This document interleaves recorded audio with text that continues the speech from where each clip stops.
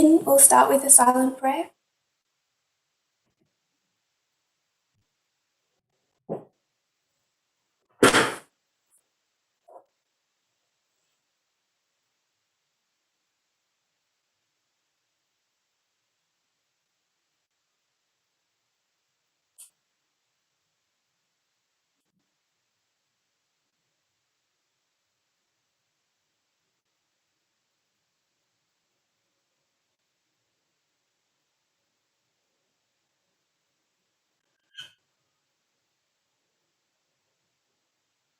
Amen.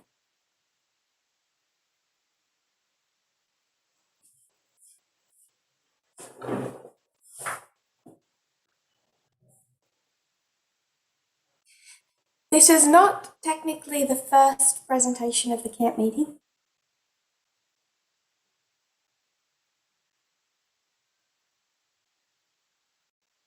First presentation for me was the 24th of October.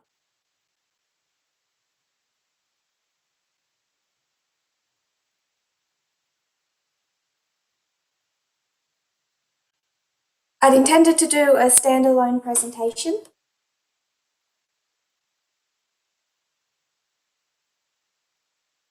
on the divisions within feminism,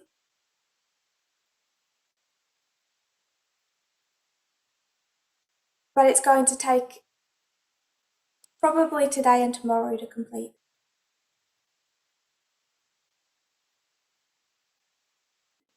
So we're definitely not discussing China at this camp meeting.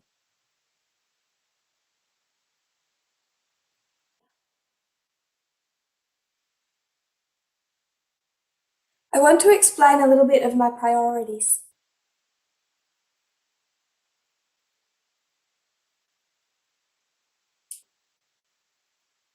Because I know that some people aren't happy.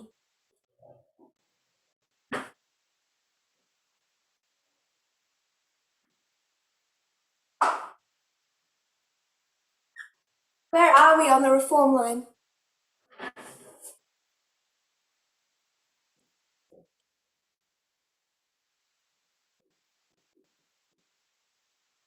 I'm talking 144,000.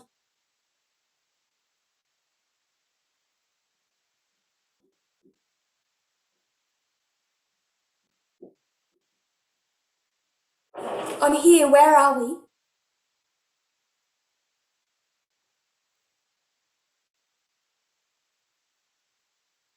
We're at the last major waymark before the Sunday law.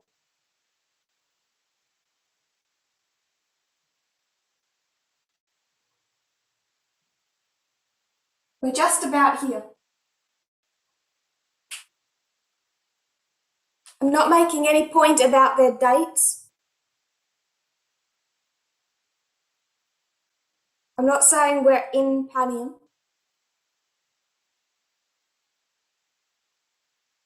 At minimum, I think we have the early stages of the waymark.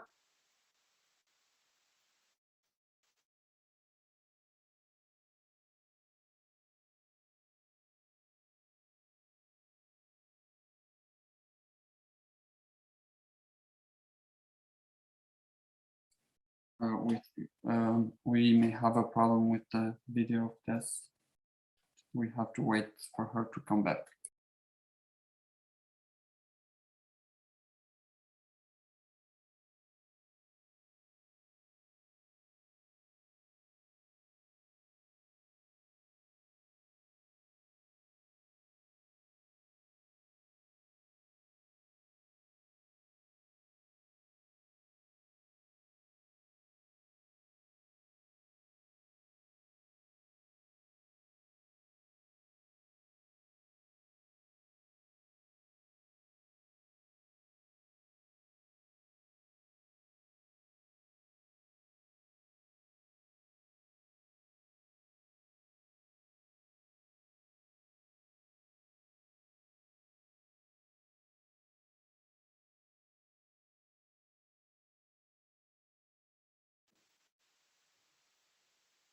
Can you hear me?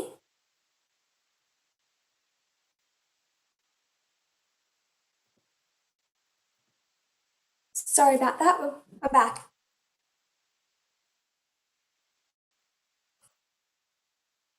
We're at the early stages of panning.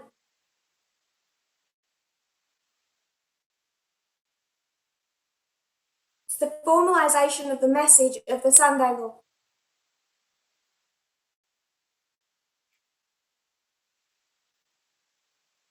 So back here in 2019,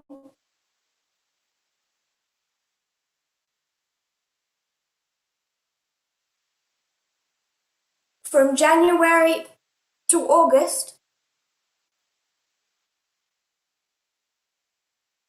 everyone is expecting the Sunday law to be about the Sabbath.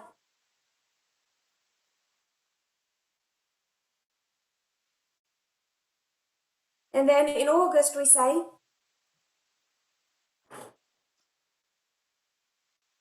it's not about the Sabbath, it's about gender.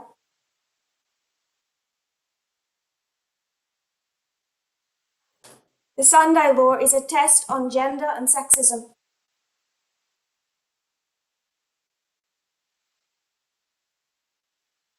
And that's all well and good for the dispensation of the latter rain.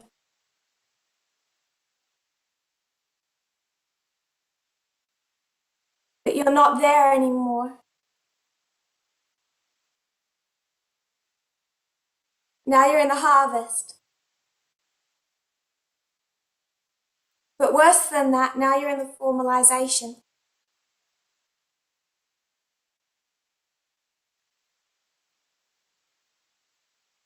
I know that some are questioning whether or not there can be a shaking in the harvest.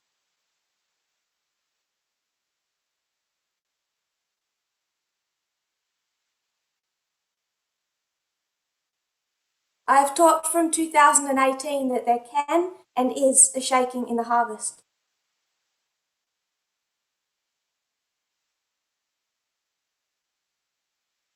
But if you still reject that, consider where you are.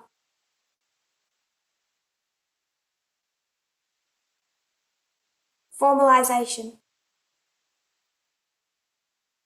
It's the formalization of the test upon which the eternal destiny of every human being is decided.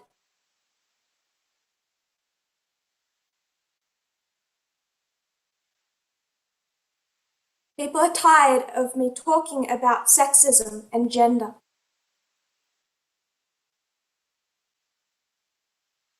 Consider where you are. How fearful is it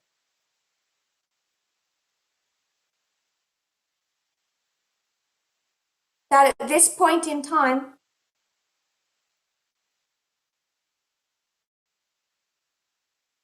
at the formalization of the test of the Sunday law,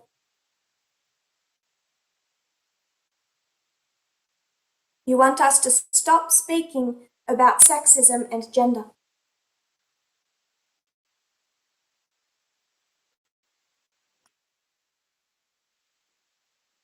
To upset you further,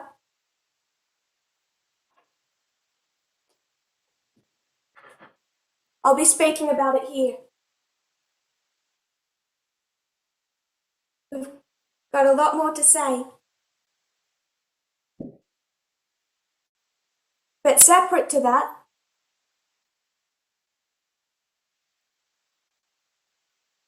prophetically, do you really think that we fully understand the subject?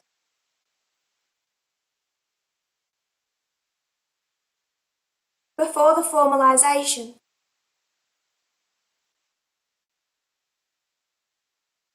There's too much comfort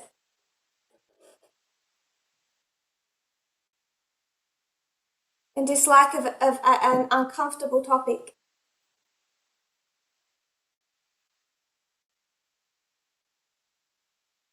I would like to speak about China. It would be easier. It would be fun. But your eternal destiny is not decided over China. So if we go through Pallium and don't discuss Russia once,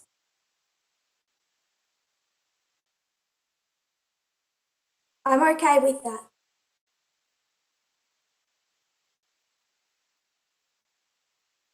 I'm okay with that. We'll get to it later.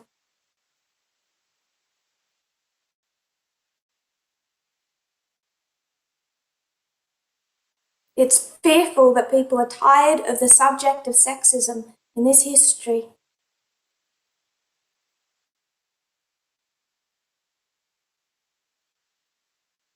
And it shows still how little this subject is taken seriously.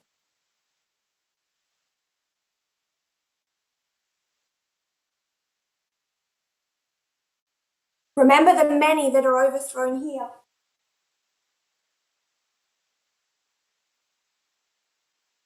And where they come from. They're people walking with you here.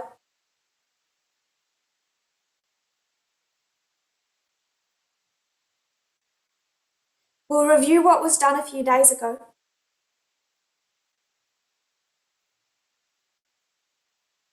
I want to define feminism first. With the Merriam-Webster dictionary.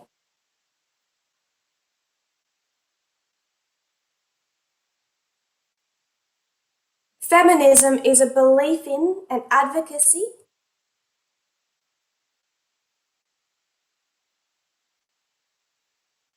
for the political, economic, and social equality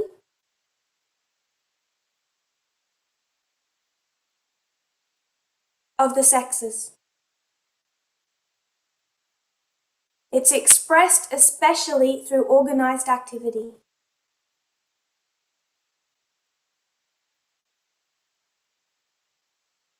On behalf of women's rights and interests.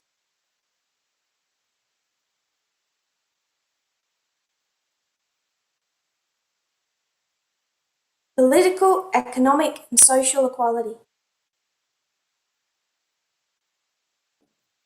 So in the latter reign, we said feminism, tick.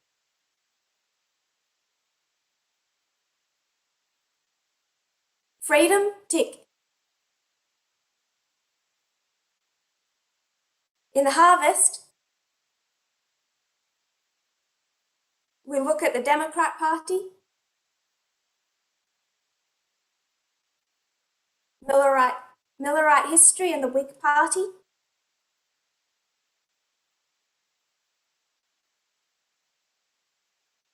COVID-19,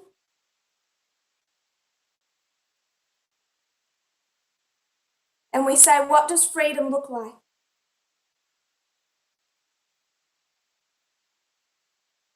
How do you define freedom? Because the Republicans are the party of individual freedom.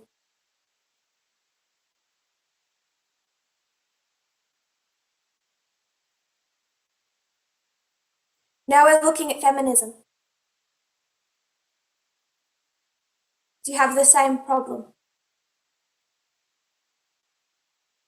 In the time period of compromise,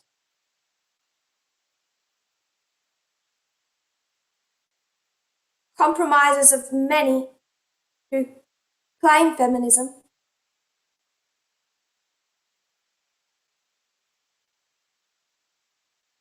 we have to divide truth from error.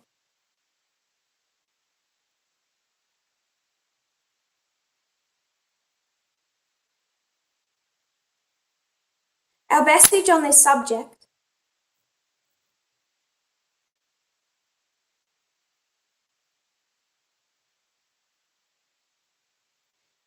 it has never and will never put us in a comfortable position with mainstream society.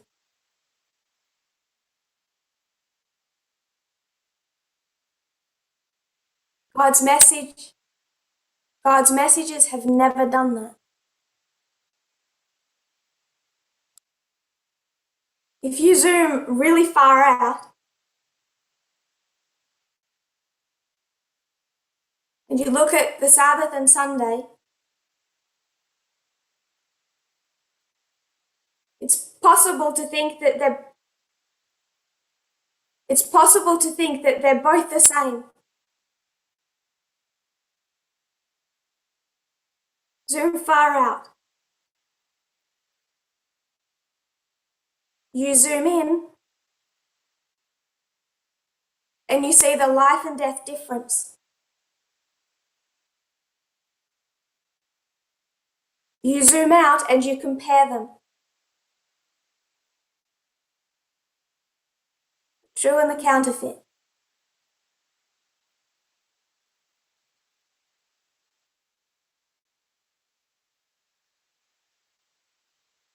Almost identical. You zoom in and you contrast them.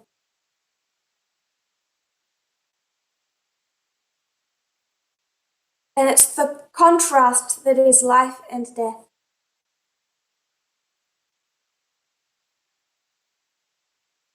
So we're zooming in on feminism. We discussed the broad waves of feminism.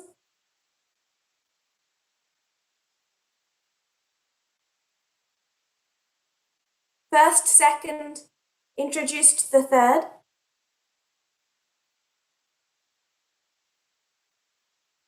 Some say we're in the fourth.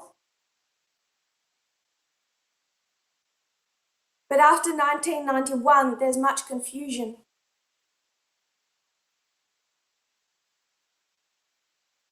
Because it's more difficult to see victories.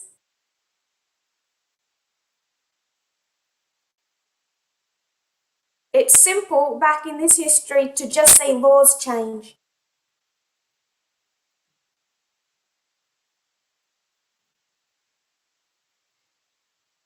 But now it's a fight over mindset.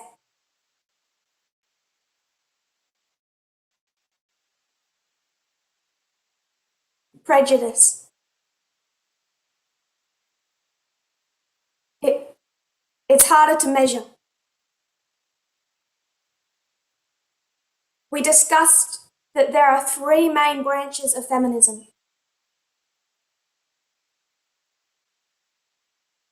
We began with a discussion of the first, cultural.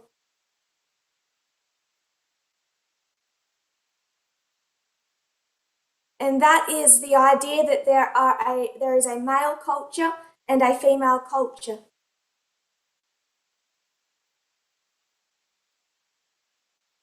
And equality for them is lifting up female culture,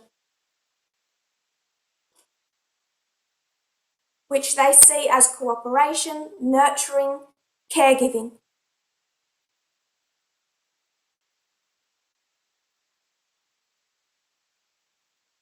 I want to quote from The Guardian.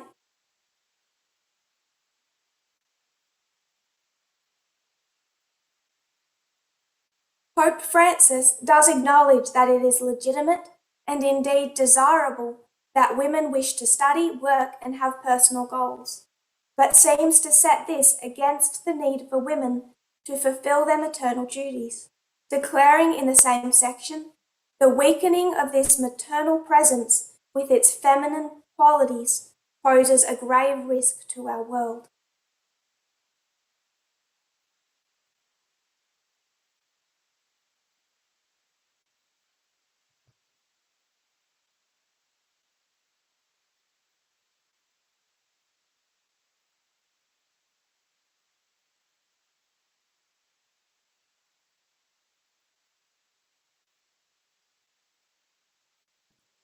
So Pope Francis, if he was feminist, he slides into this category.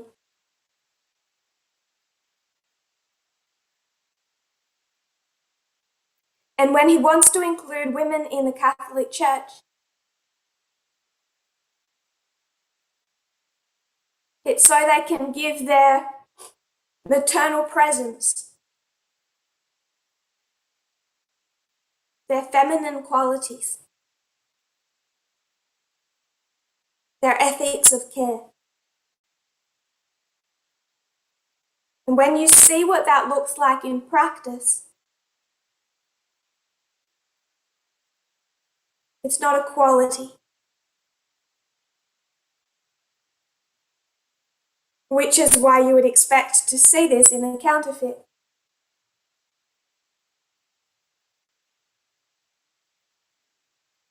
Because it's far from what this movement teaches.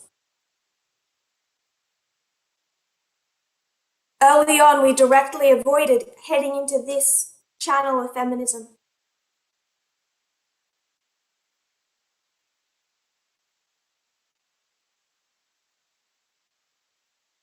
Because we recognized this is not where the prophetic message brought us.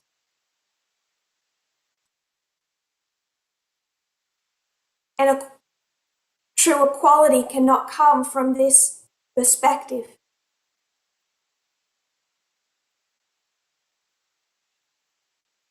Understanding and accepting women's leadership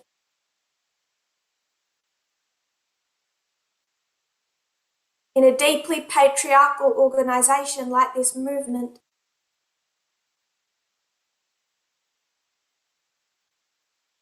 is impossible from this direction.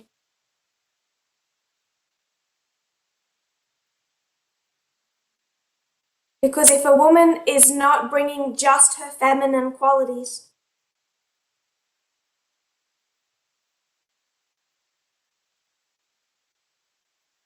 as they define feminine qualities,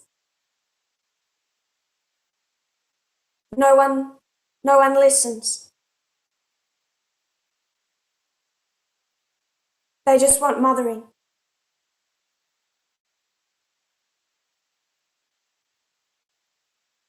And that is not equality or respect. So this is one reason that the papacy can never achieve equality.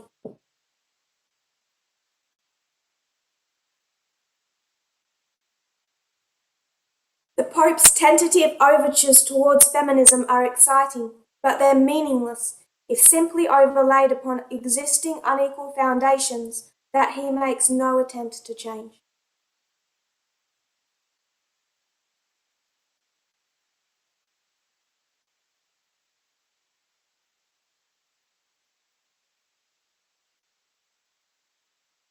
To simplify the difference between the three factions,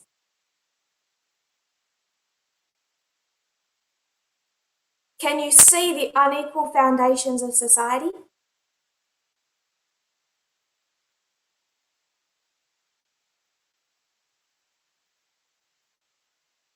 And to what extent are you willing to tear them up?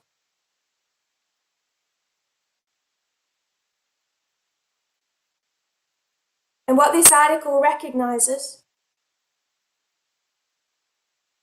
is that true feminism cannot be built upon unequal foundations.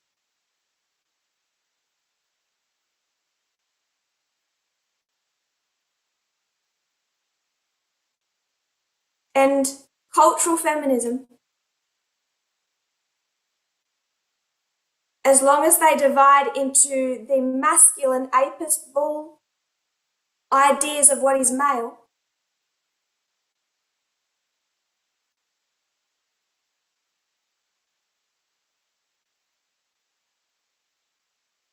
and Virgin Mary idea of what is female,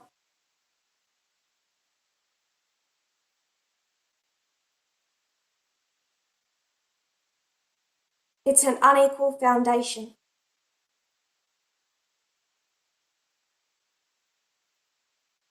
If you believe in this, you have no problem with training. You have no problem with the mindset of the apis bull.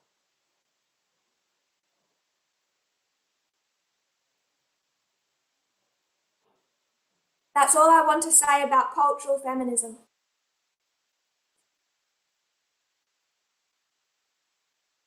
because I think that's simple enough to see. And as a movement, enough people agree on this point.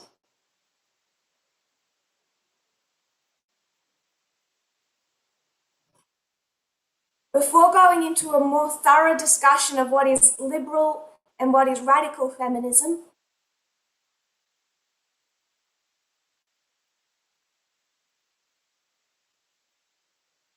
we wanted to look at some of the goals of first and second wave feminism,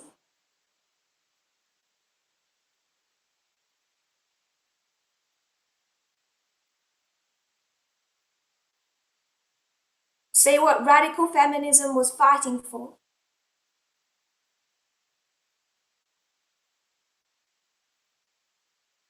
and what was used to attack them.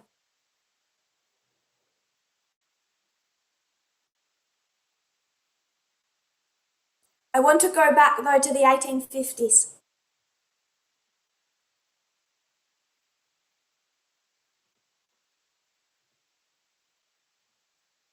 When women started wearing bloomers,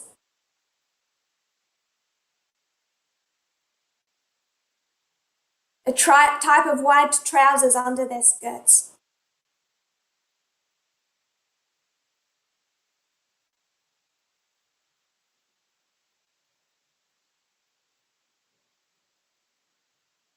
This is how they were characterized in the 1850s.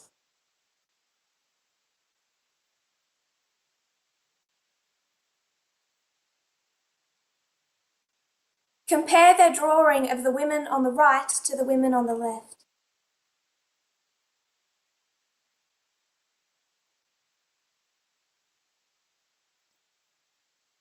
First of all, note the boldness.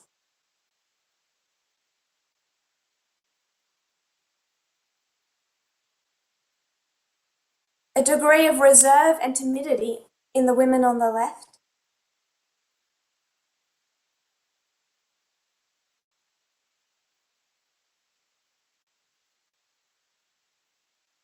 Arrogant boldness by the women in the center.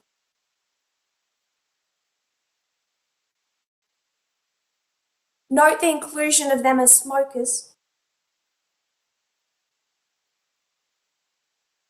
which was seen as inappropriate for women in that day.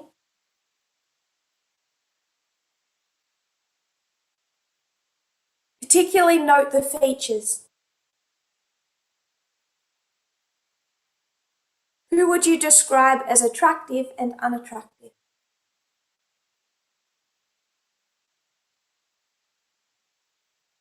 This is from the earliest days, the attacks they make against women.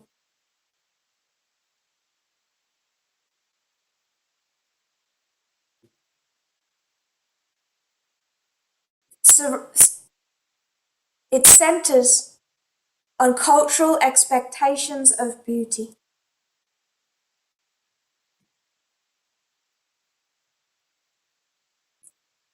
And from the very earliest days of first wave feminism,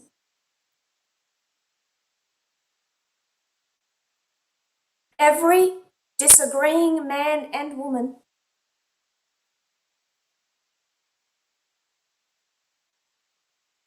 knew how to attack and discredit suffragettes, feminists.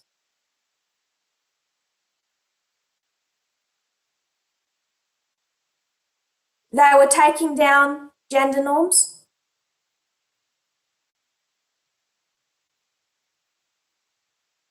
beauty standards of the day,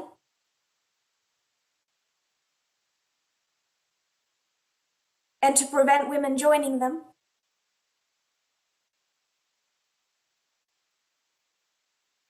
they were described as unattractive and unlovable.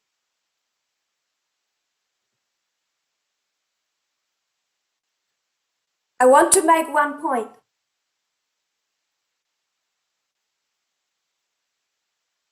In your mind, where did you compare and contrast that perspective to?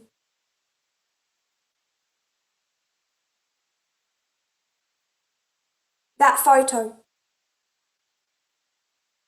Because I think many people would have thought of that in the 1850s.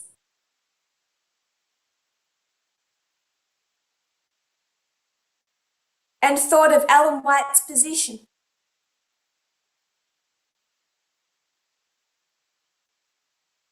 We shouldn't do that.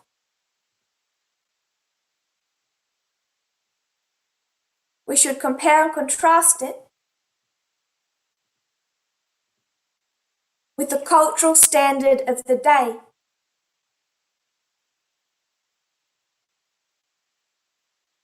The beauty standards of the day.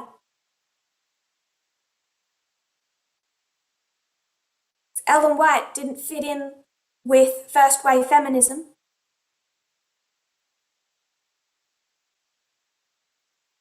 She also didn't fit in with the beauty standards of the day.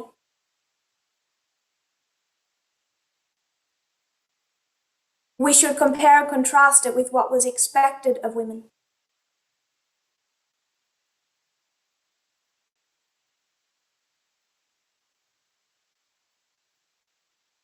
Which is more like this.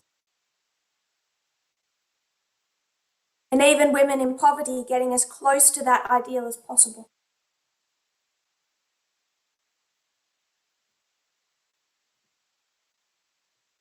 And under that kind of outfit,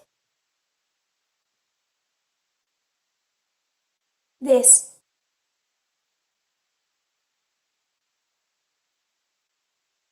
Because women do not need to exercise, that's unattractive.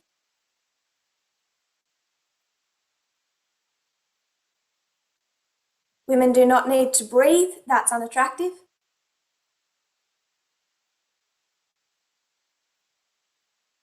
The natural female form is not attractive enough.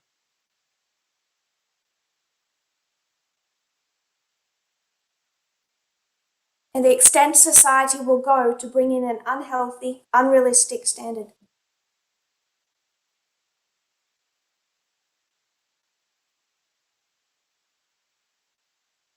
Ellen White, compared to today, is not a feminist.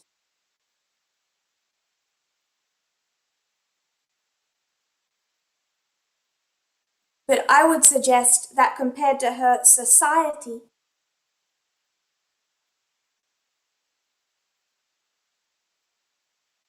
she came much closer to equality than we give her credit for.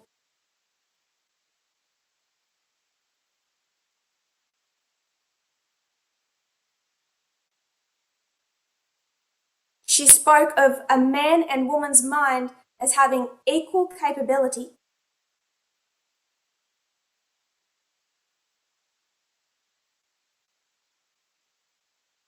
if correctly trained.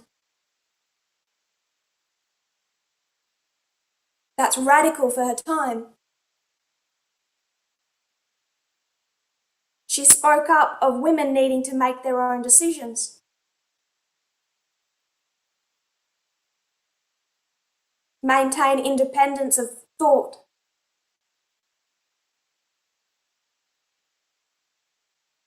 Not being constrained to unhealthy, unrealistic, and distracting beauty standards.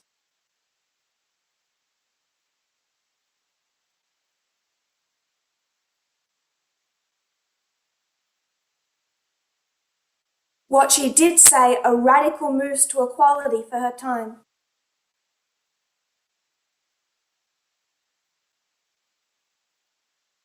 In opposition to beauty standards of the external.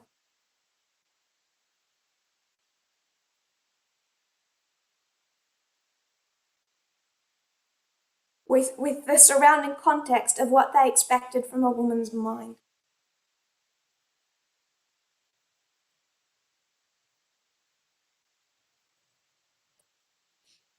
So I wasn't comparing and contrasting the trousers with Ellen White's position.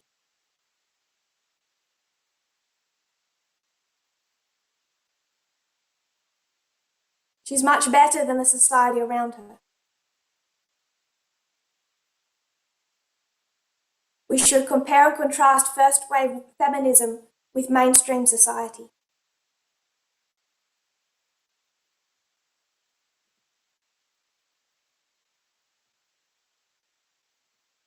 Then we come to the later days of the suffragette movement.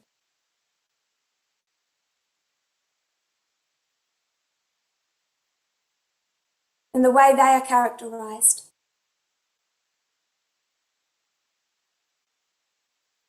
Just in case you think anything has changed,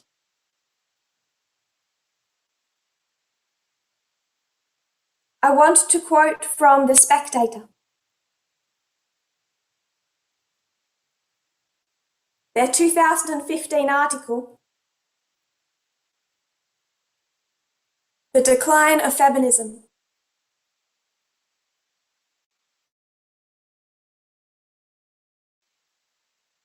Just for context, The Spectator is a far-right news source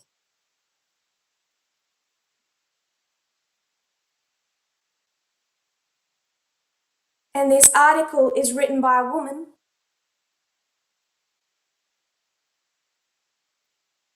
attacking feminism. So we have a woman quite towards the right attacking feminism.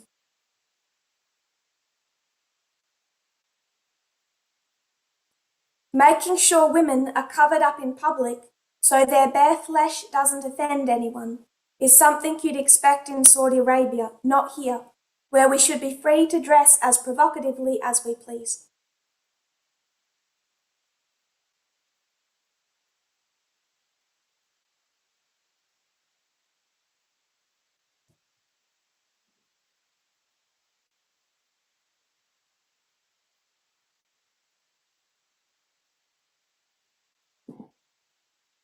Just to remind you, this is a far-right position.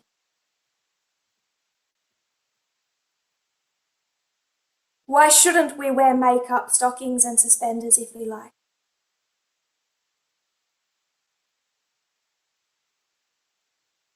From Elizabeth I to Betty Davis, women have considered lipstick, high heels and killer hairdos to be legitimate weapons in our arsenal, as effective in their own way as crossbows and bazookas. But new feminists are determined to drain the fun from life.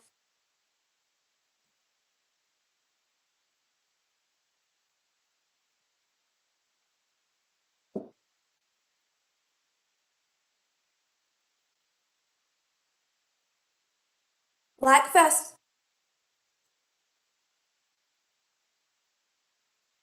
first wave sexism and feminism, and second wave, what's the response by the far right to feminism today?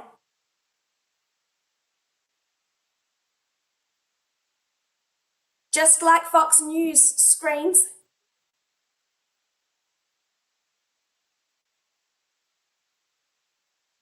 against steps to combat climate change,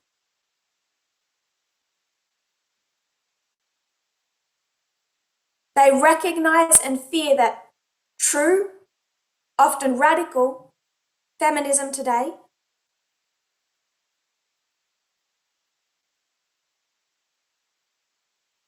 is coming for their lipstick, their makeup, their high heels.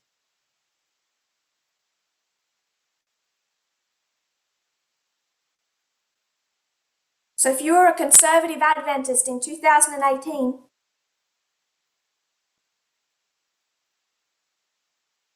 and you became a feminist by putting on makeup, high heels and jewellery,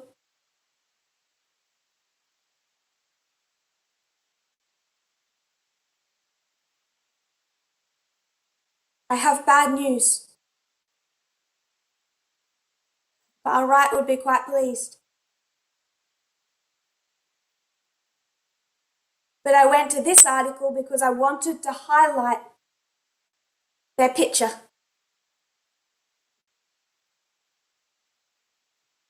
Above the article. Feminism today. A woman who looks how they would characterize a lesbian.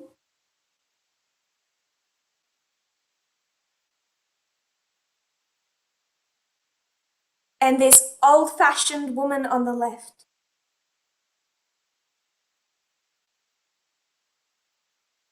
Old-fashioned, prudish, or lesbian.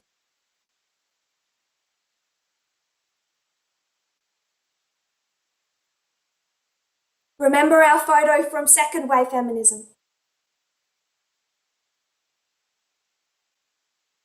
Said down with men. Now, feminists, all men are scum.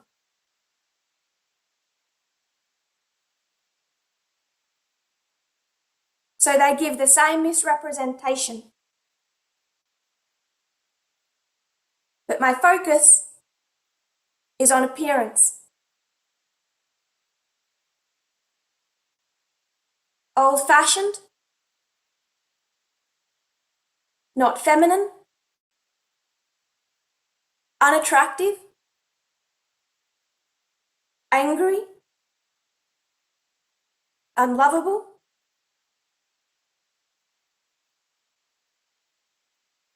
ugly. Nothing has changed from today to 1970.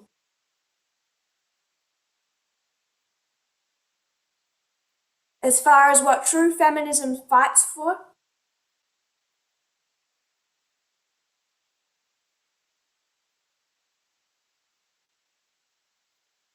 and how they are misrepresented and attacked by not just the far right,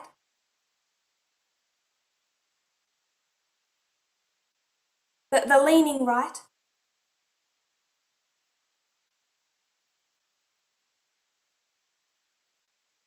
and more often than not, the centre, and the mainstream. Because that's where compromise comes in.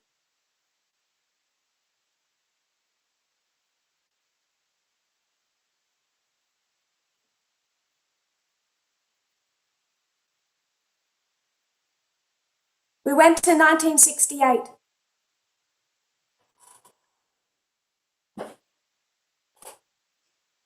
That feminist uprising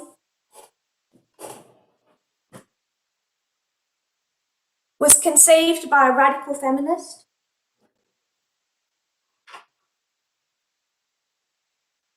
In fact, most of the victories of second wave feminism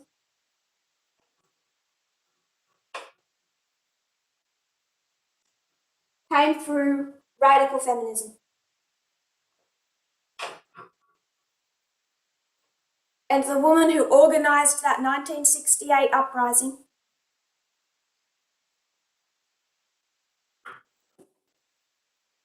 also made popular the main slogan for radical feminists.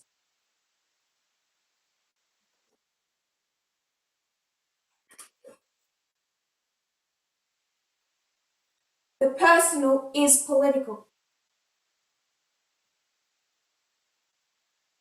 What that phrase means is that the choices a woman makes privately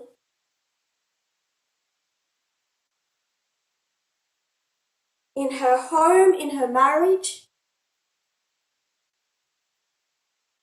in her dress, in her lifestyle,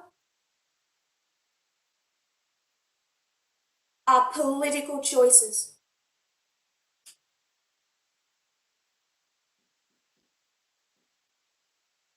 This is in opposition to mainstream feminism,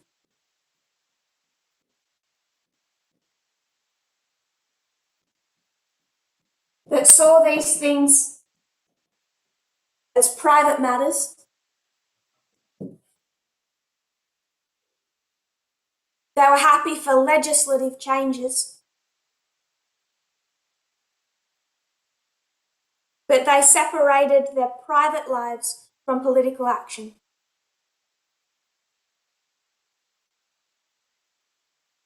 And I would suggest that when they took that position, one that you could say is characterized by individual freedom,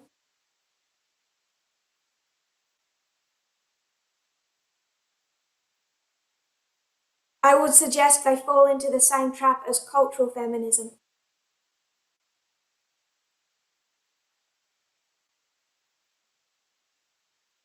And in leaving sexism within their personal lives, personal choices.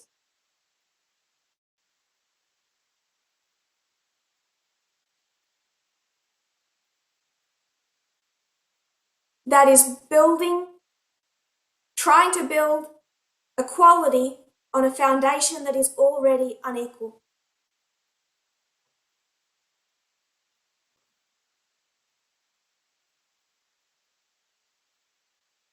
And one main personal choice that radical feminists were combating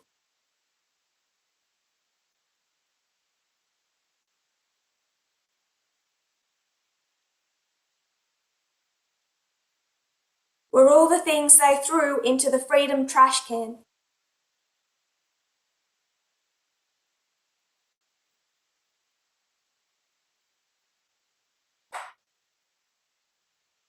Shapewear,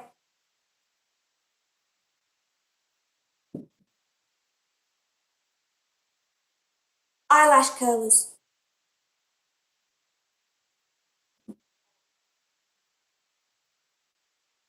makeup, women's magazines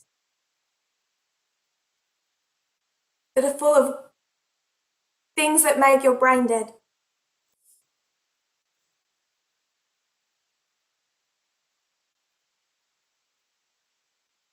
And direct women's focus on the body.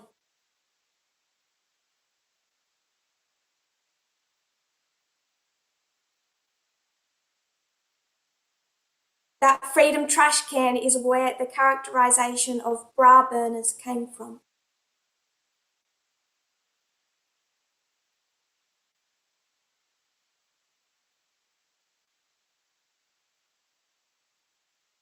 Because it's easier to horrify people by saying bra burners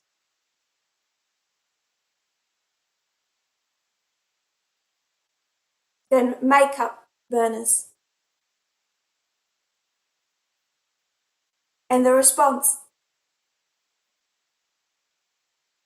Art Buckled spread that myth nationwide.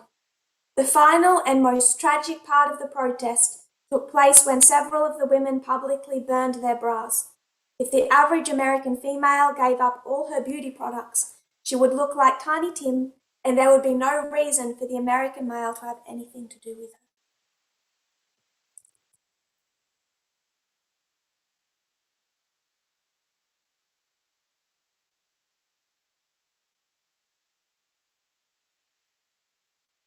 Now, Tiny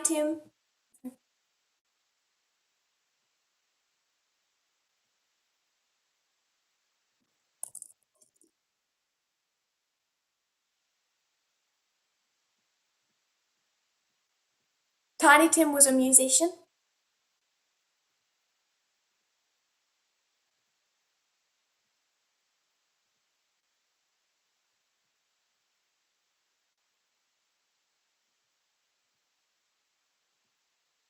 They thought without makeup, women would look like this.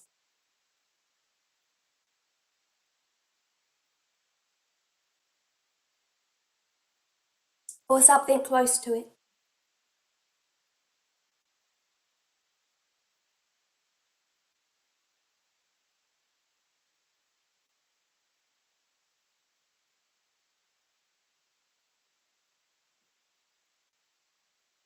"1970. Miss World, Miss Universe, Miss World. I'm very, very happy to be here at this cattle market tonight. Bob Hope tells a packed out Royal Albert Hall. Moo, it's quite a cattle market. I've been back there checking calves.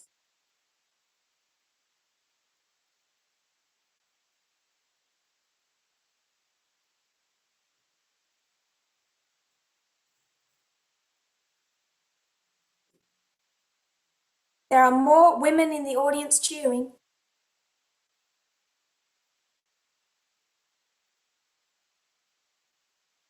And out the back ready to be inspected. then they are there protesting.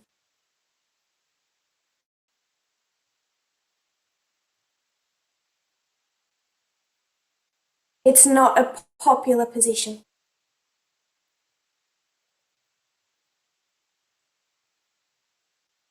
That's our review of what we discussed on the 24th.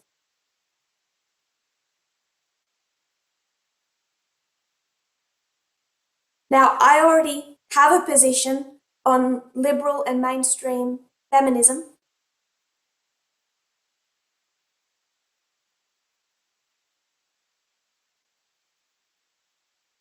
And I already have a position on radical feminism.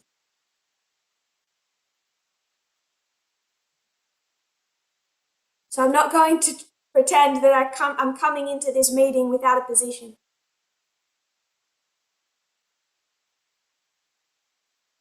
But as far as I inspect every part of our prophetic message,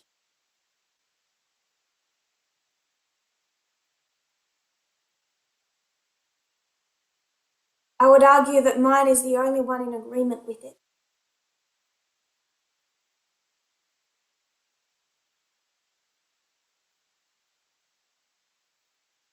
One of the things that divides mainstream feminism from radical feminism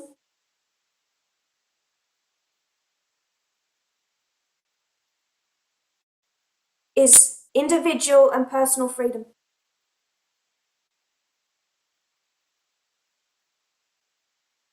Can we make personal choices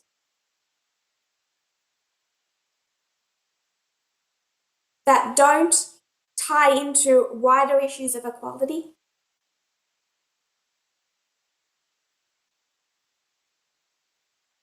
And affect women around us? It's best described with the phrase, the personal is political.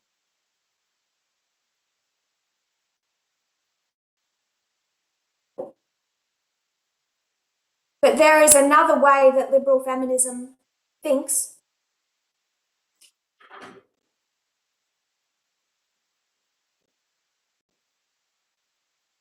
That was first said by a radical feminist.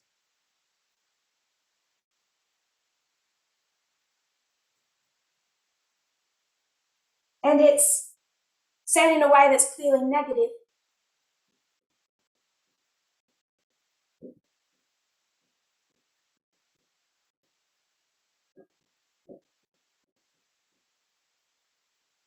Anything a woman chooses is empowerment.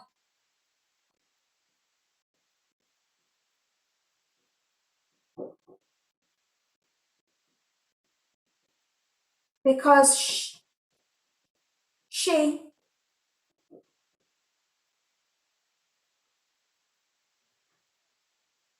she chose it. And this is an argument that gets used over and over and over again.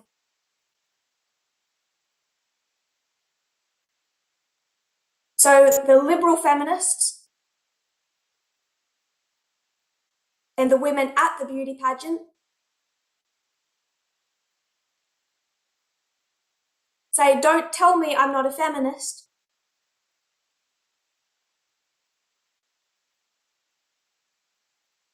I chose this. I'm empowered to make my own choice.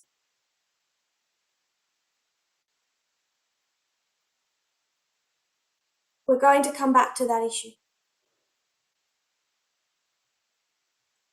Liberal feminism. This is the variety of feminism that works within the structure of mainstream society to integrate women into that structure.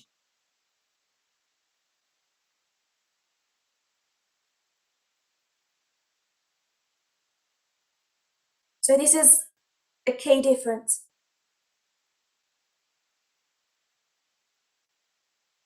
Liberal feminism wishes to bring women into the structure of society.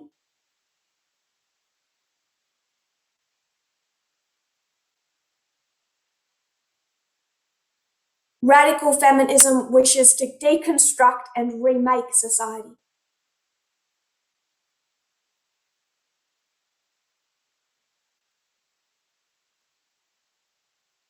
because they see that sexism at that very foundation is built into society.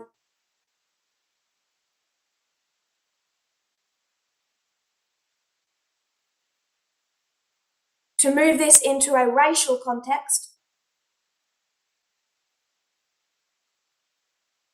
do you want more African American police officers?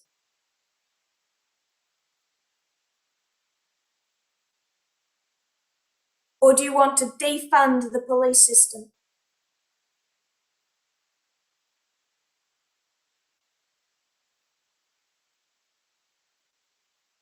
Do you just want more representation? Or do you want to deal with the institution, the construct?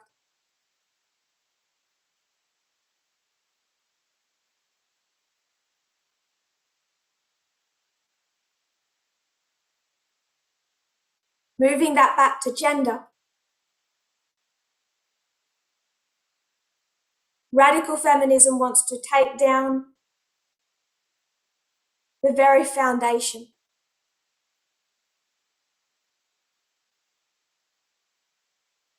And that's where it comes as the idea of being radical.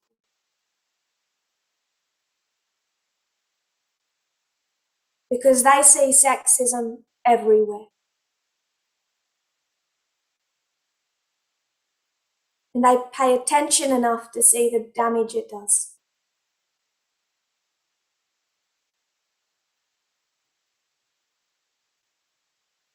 Abigail Adams and Mary Wollstonecraft were there from the start, proposing equality for women.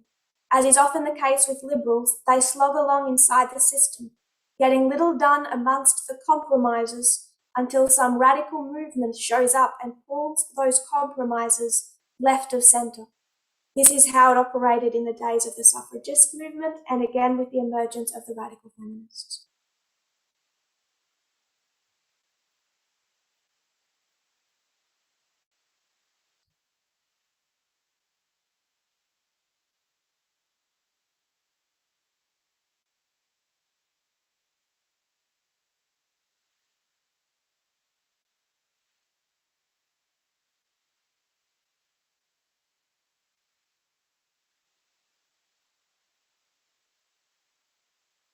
Find it interesting how they discuss liberal and mainstream feminism as full of compromising.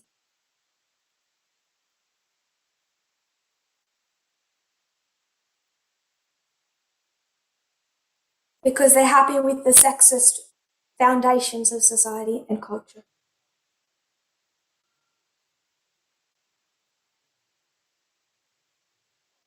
Which is why it is what we are combating in this dispensation.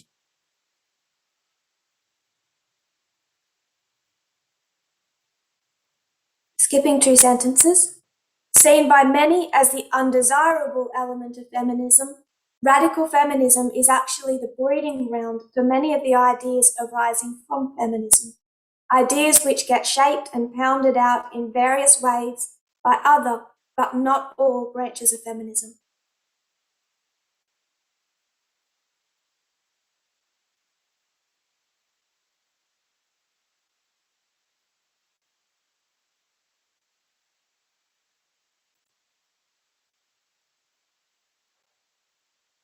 Radical feminism was the cutting edge of feminist theory from approximately 1967 to 1975, the key years of second wave.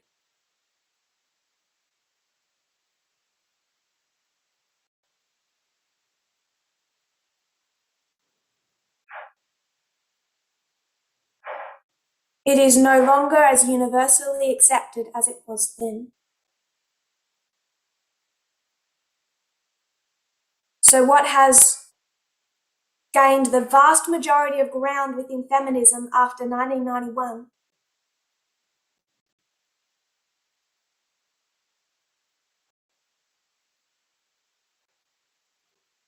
is liberal mainstream feminism.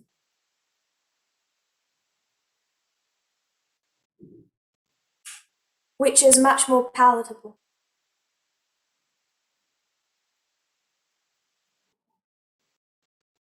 The core belief of radical feminism?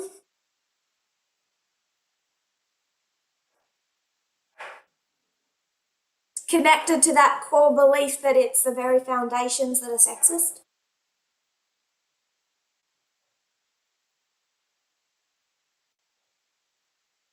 The reason this group gets the radical label is that they view the oppression of women as the most fundamental form of oppression, one that cuts across boundaries of race, culture, and economic class.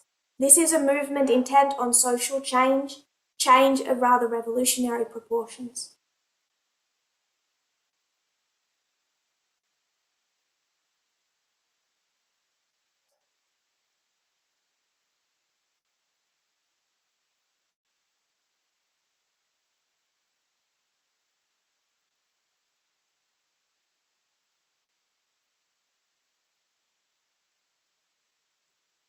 Early radical feminism, arising within second wave feminism in the 1960s, typically viewed patriarchy as a trans-historical phenomenon, prior to or deeper than other sources of oppression, not only the oldest and most universal form of domination, but the primary form and the model for all others.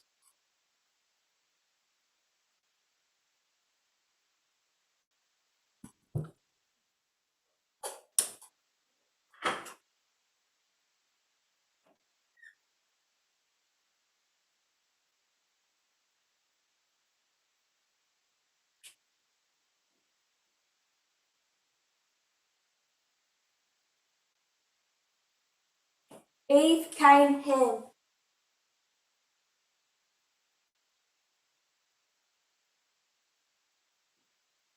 Gender, worship, race.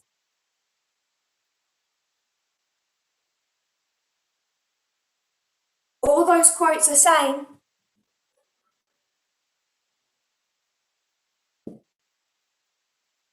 all that is an external description of the Eden to Eden model.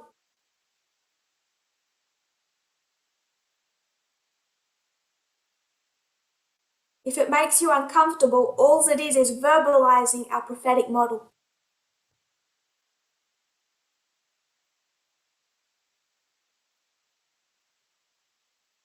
$1,500 before Ham sinned,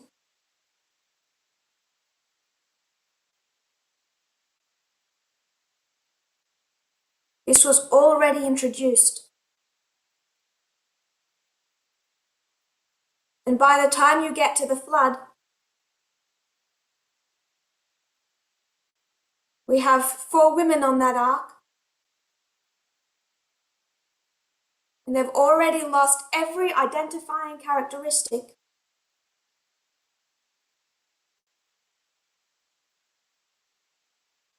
except who they belong to. And if you don't understand how horrific that is, what do you think it means when Ham uncovered the nakedness of his father?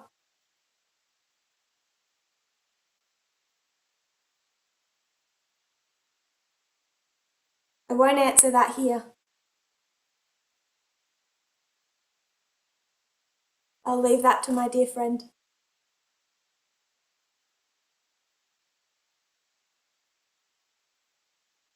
The oldest and most universal form of domination.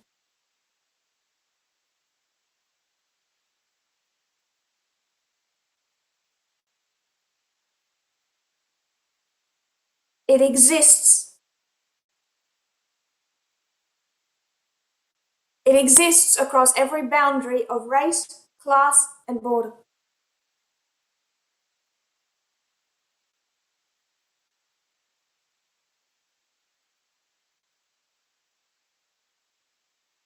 It's worldwide. In the history of a worldwide test.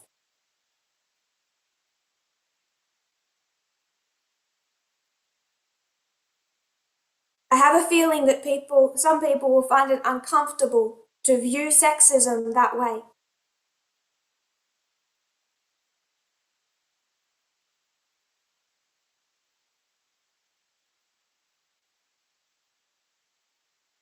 I would suggest that's just an issue of ignorance and denial.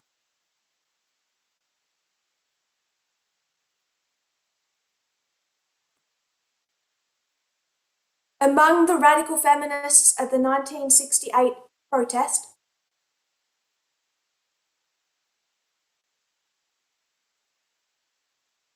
were the authors of the following statement: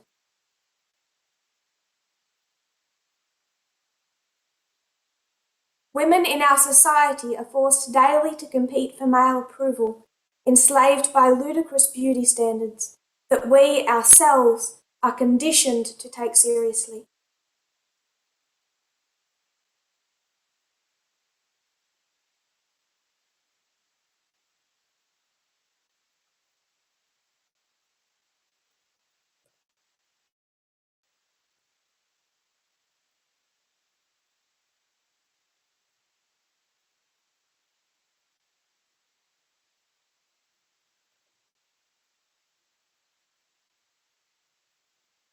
That's the second paragraph of quote number 7 for the translators. The response to women wearing trousers was the same.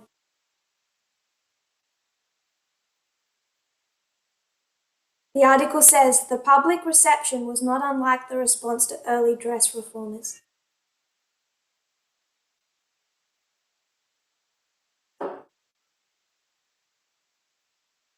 So we're drawing a clear line through the history of feminism.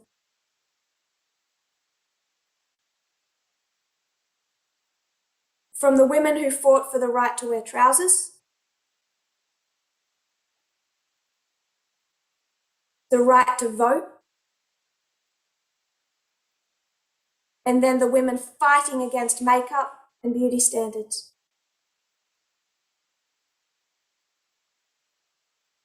And the public reception was the same. Feminists were seen as dowdy, frumpy moralizers who hated men because they could not attract them.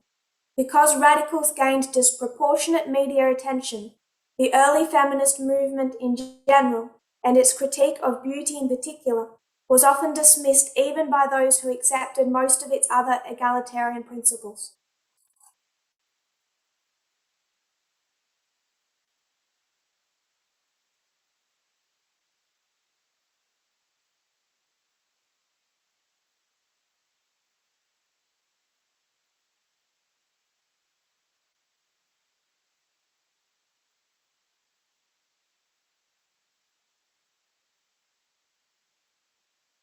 To quote a liberal feminist of the time,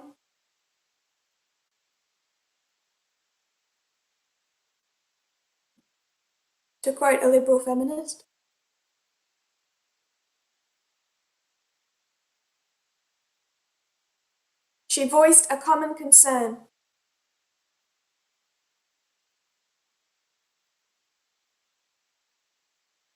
The image of the movement comes from the individuals in it. If large numbers of them are unattractive, the movement as a whole is bound to be so too.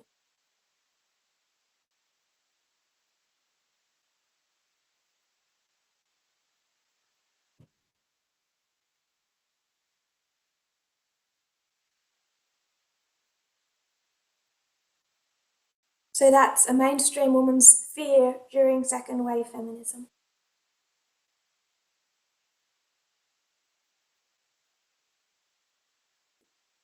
We need to embrace beauty standards,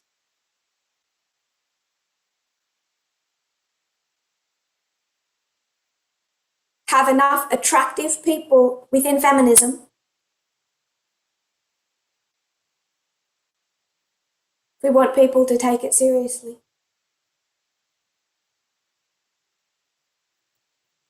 That was in her book published in 1987, The Skeptical Feminist.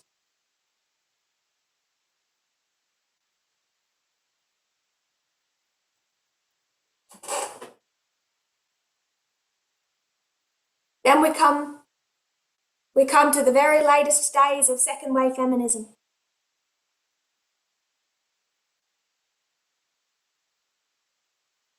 "1989.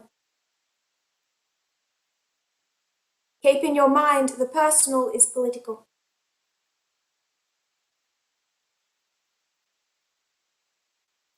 Price Waterhouse versus Hopkins, a case in the Supreme Court.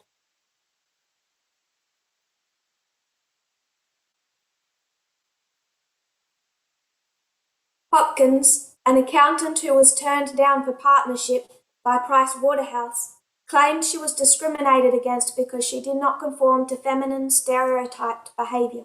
She claimed assertive behaviour was considered offensive for her, but acceptable in a man.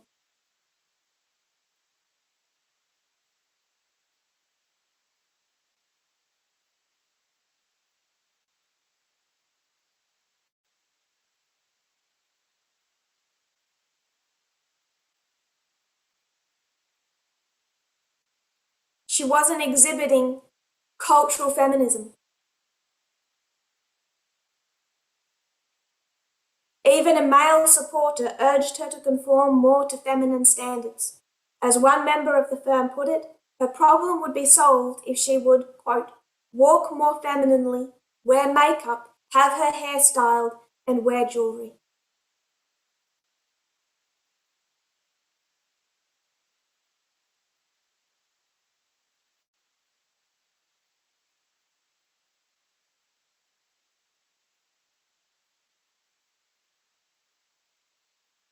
She didn't fit into mainstream liberal feminism.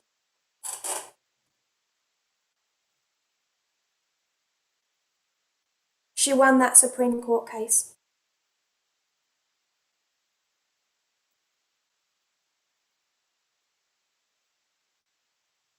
So where do we look to understand feminism?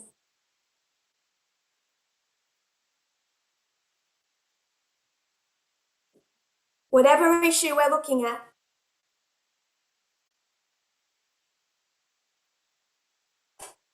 whatever topic, we tend to find it summarized in the 1989 to 1991 history.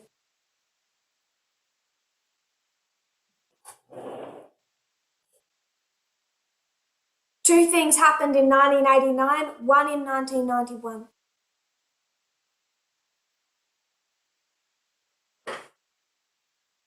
Number one, intersectionalism.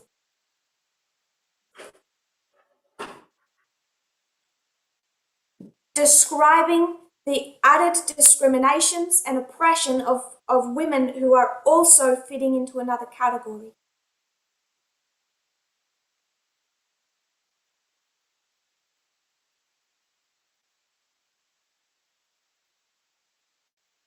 If a woman is woman, and she's also African American, or a woman of color, those two issues intersect.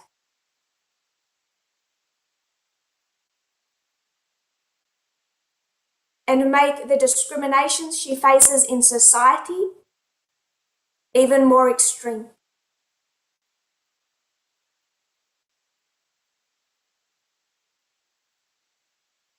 We would also include in that intersectionalism issues of LGBT.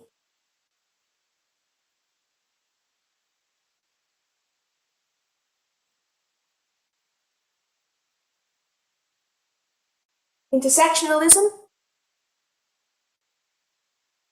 Price Waterhouse versus Hopkins.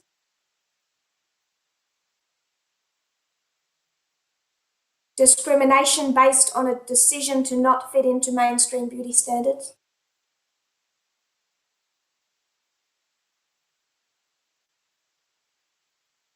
(1991) Anita Hill.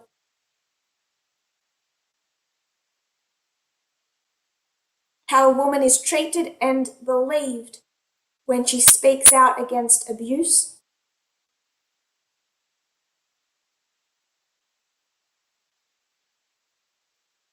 In her context, sexual harassment.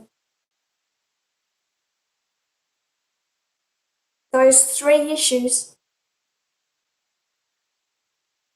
in a nutshell, are the issues that true feminism is identifying and fighting today.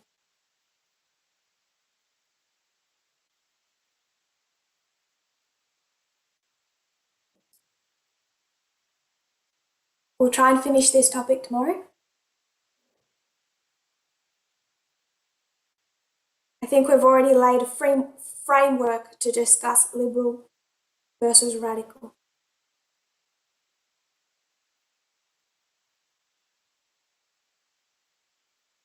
And I hope that we are clear enough on cultural.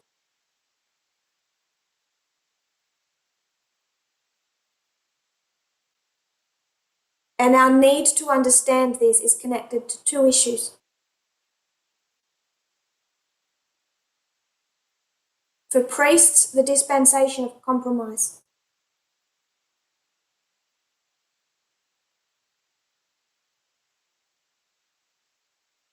For 144,000, the formalization of the message of the Sunday law. The formalization of understanding gender, sexism, feminism.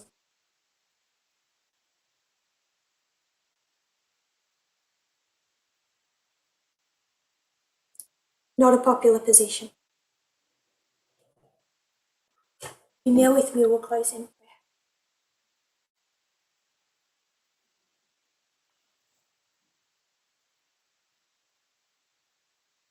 Dear Lord, thank you that we can meet. As I see the people from all over the world, from South Sudan, Poland,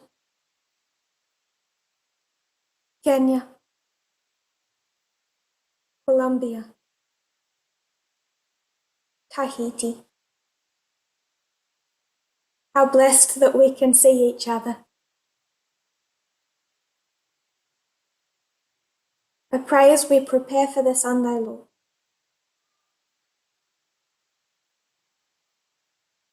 may we, with the appropriate fear,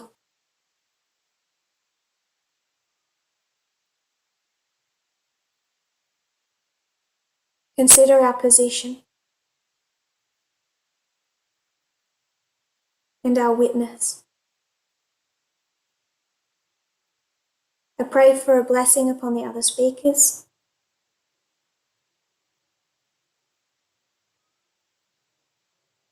We know you are here with us. So I don't ask for that because I know you are. May we see your character through looking at it directly,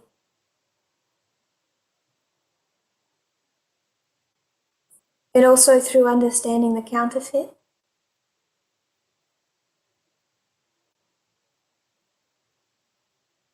and what it is not. I pray this in Jesus' name.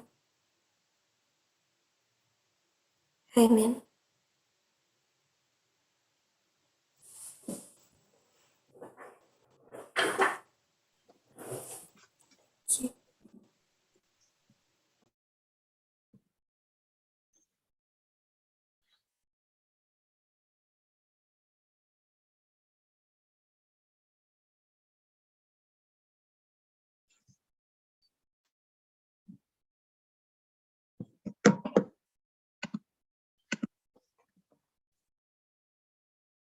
Oui, tu peux y aller.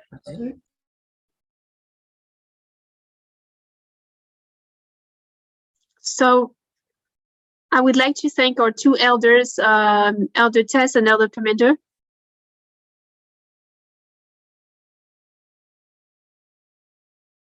For those messages that they sent us and that are directly from God.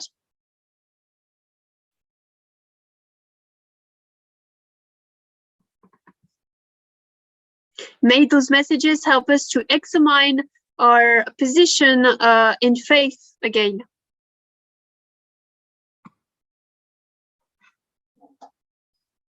and also help us to unite ourselves on Christ again.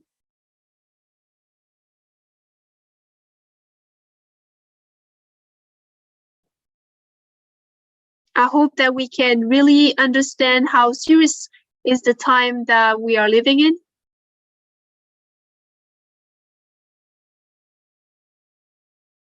As we are about to come down from the upper room.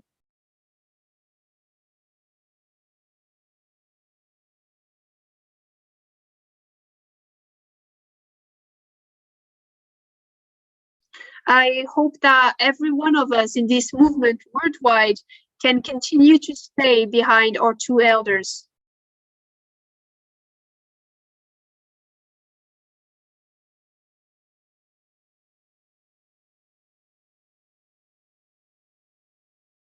And it's with pleasure that I invite you to come back tomorrow for more powerful messages.